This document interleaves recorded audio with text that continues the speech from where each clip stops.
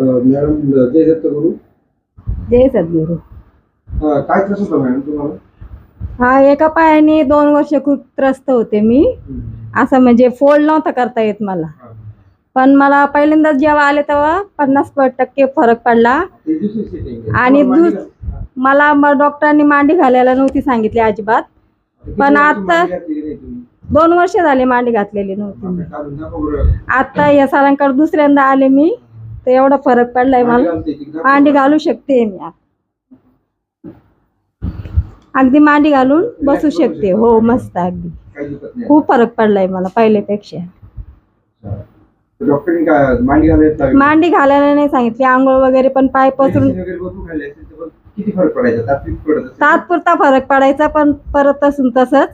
सरांच्या इथं मी पहिल्यांदा जेव्हा आले तेव्हाच मला 50% पडला होता फरक. आणि आता